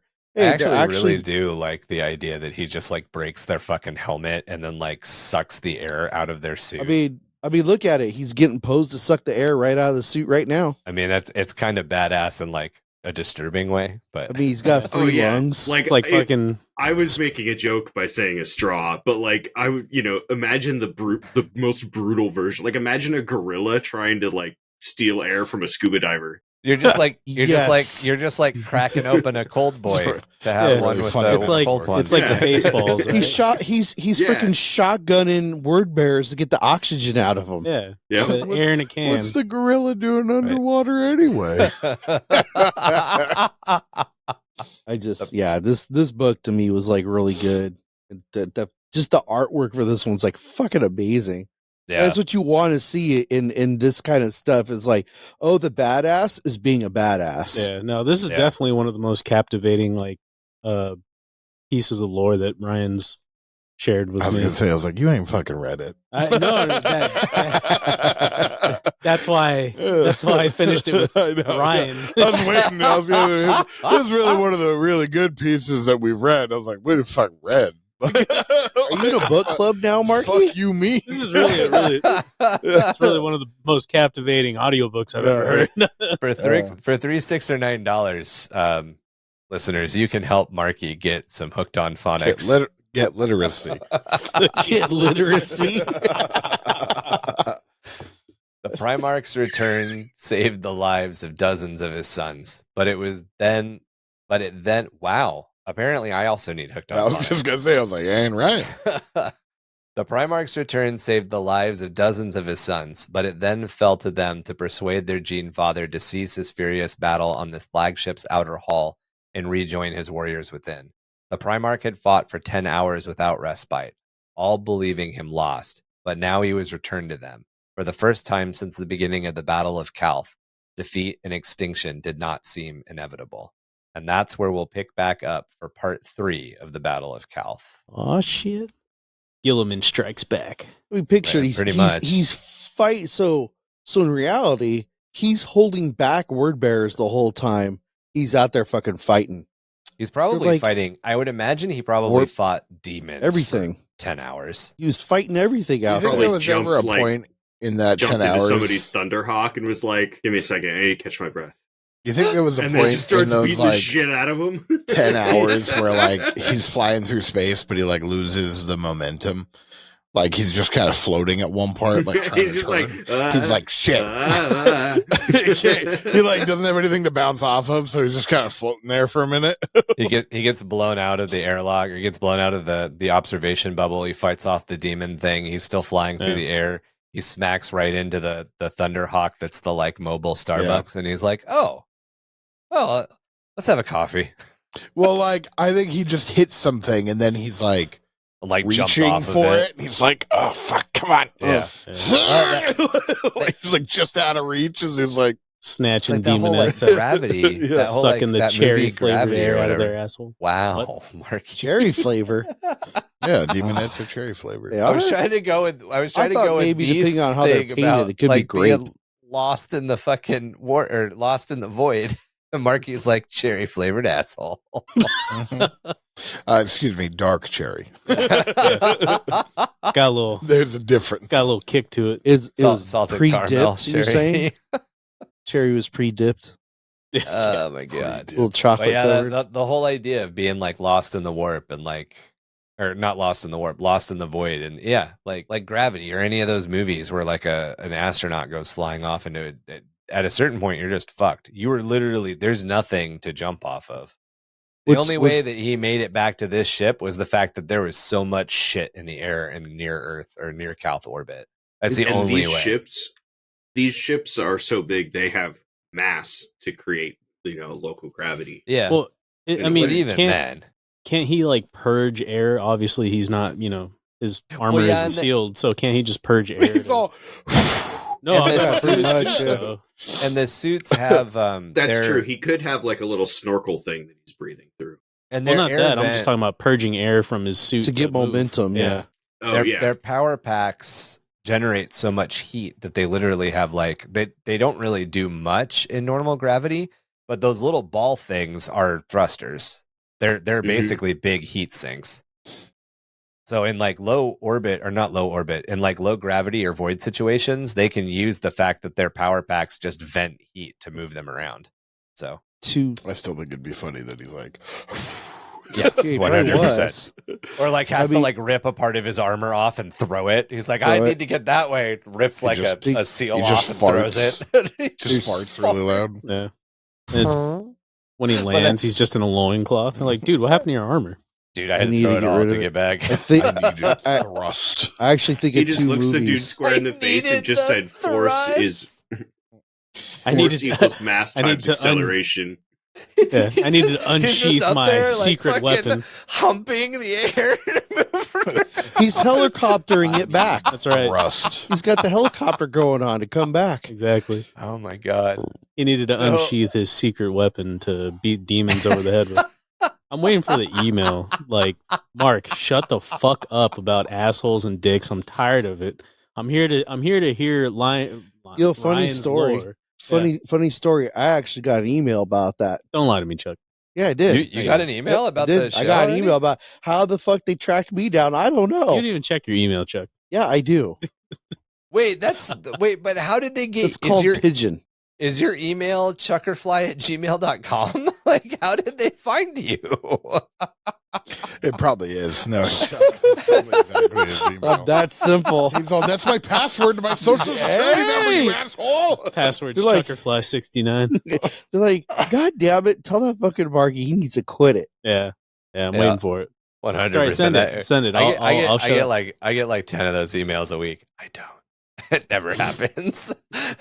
So if you want to get Ryan into content, wants to get 10 of those emails a week, so that way I can shut up. No, it's great. I love it. Every once in a while, there's a stretch that you make where I'm like, how the fuck did he make the administratum like sucking the cherries all about booty hole? I don't get it. Yeah. That a stretch? That's called gauging or sizing, right? That's gauging or sizing. Jesus Christ. Oh my God.